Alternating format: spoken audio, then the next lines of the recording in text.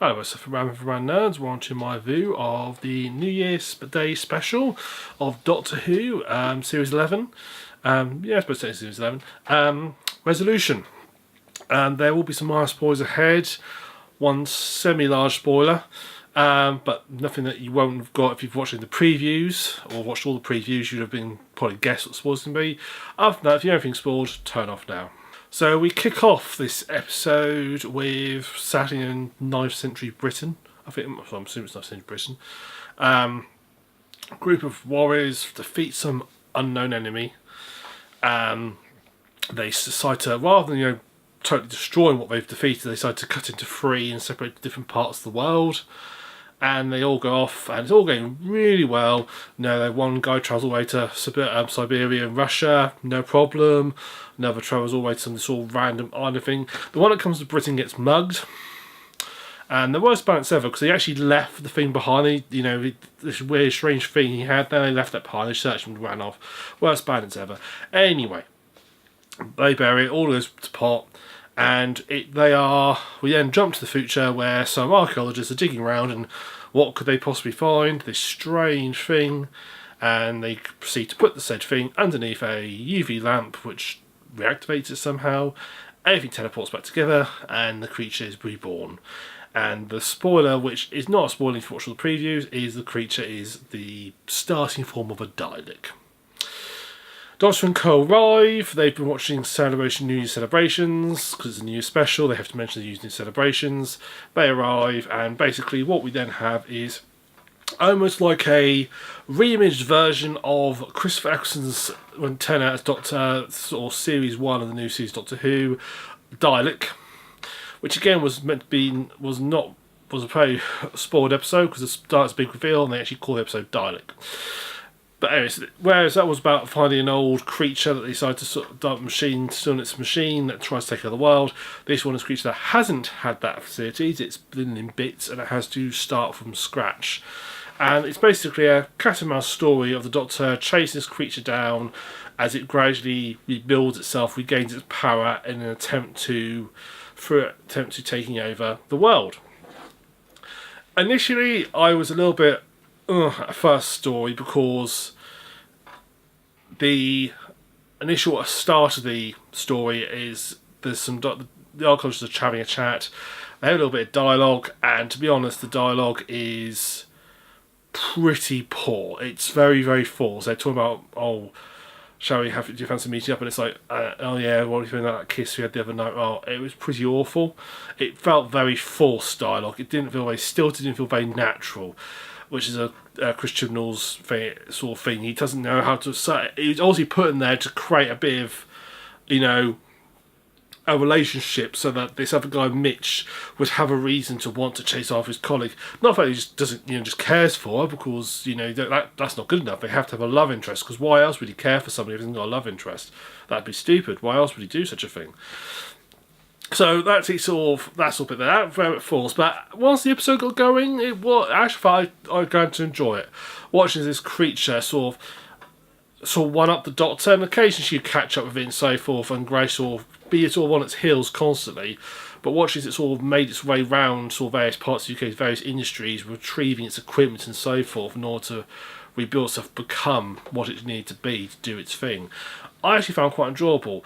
Always to the very end where they finally defeat it, and with a bit of McGriffin, although I could tell it was going to be McGriffin very early on. As soon as they got aboard the TARDIS, I thought, yep, that's going to solve the problem. I can just see it, feel it now. The other big thing that happens this episode is we basically sort of come to the conclusion, and again this is a bit of a medium spoiler. We get to the end of Ryan's conclusion of his storyline, his sort of angsty storyline about his family and so forth, comes to an end with basically him meeting up with his father. Again, that was my spoiler.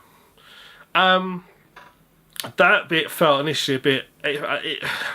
I knew we were at some point going to meet his father, and when it turned up, I wasn't surprised. I wasn't totally surprised. I'm surprised we haven't seen him all series, so it makes sense he appeared. It wasn't. I didn't know. I sort of thought it was going to be when they open the door and then he reappears, and that left a bit of the way that gets resolved right towards the end feels very unnatural. The way Ryan reconciliates with what's gone on, what he's with Farm and so forth, right towards the end felt very weird. And has it their relationship as it develops throughout.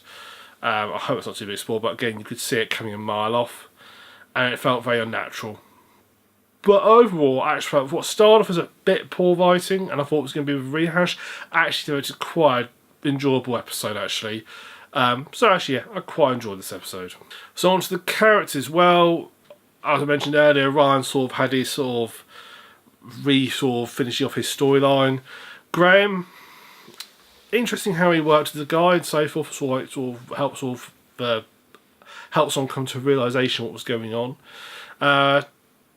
Doctor showing off her ethics side. I thought Jo Whittaker, she's not had some great scripts this season, but I thought she did alright, so I've actually grown to like her actually as Doctor. Now I'm looking forward to seeing about that when we to 2020 now and the series, so that'll be interesting about again. But the main gang were right.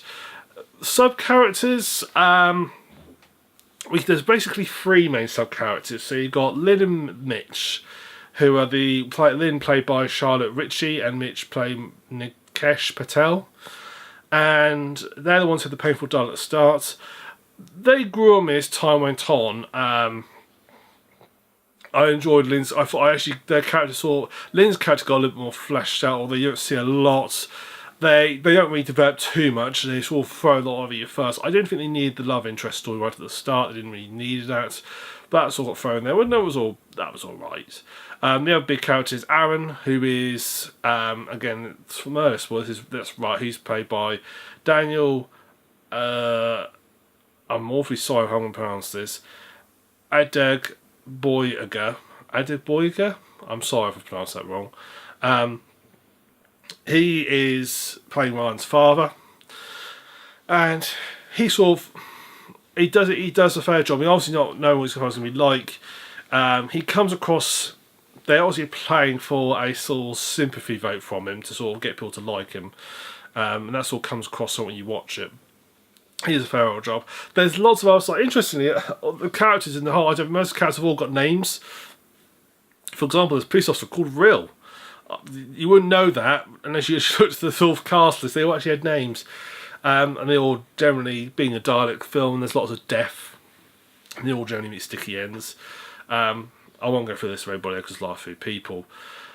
So yeah, most side characters are alright. I did feel that the archaeologists developed better as they went on. They weren't initially very good, but they actually got better as they went on. So production episode. So I really thought the episode looked really nice. The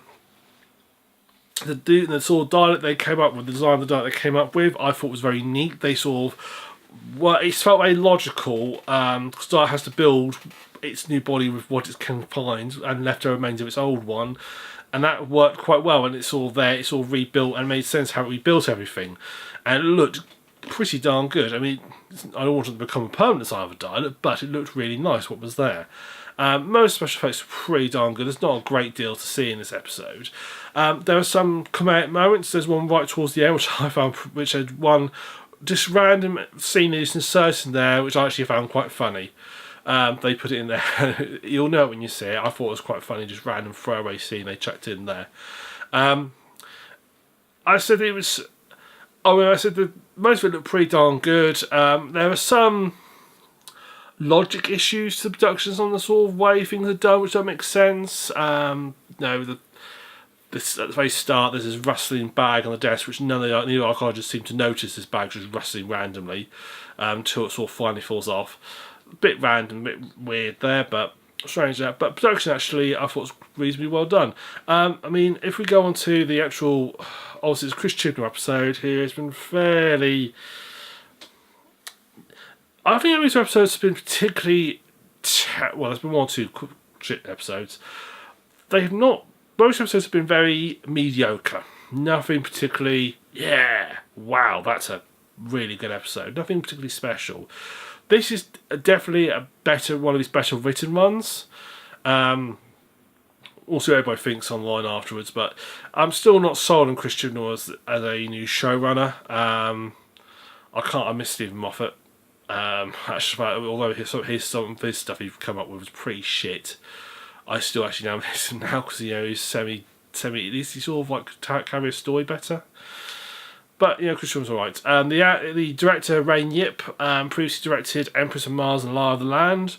Empress of Mars I wasn't so keen on. Lie of the Land I actually thought I reasonably enjoyed. It was a good conclusion of the Monk trilogy. Yeah, it was, yeah. And I quite enjoyed that episode. So he's directed, and he nicely paced it as well. Nice sort of fast-paced directing. I like some of the shots in it as well, quite neat. So overall, I actually really enjoyed this episode. I would have preferred it on Christmas Day. We've had a Doctor Who special on Christmas Day, I think, for the last 13 years. So yeah, would be the series come back 13 years, and then or 12 years, and to miss it just felt very weird. This Christmas Day felt way weird without a Doctor Who Christmas special on it.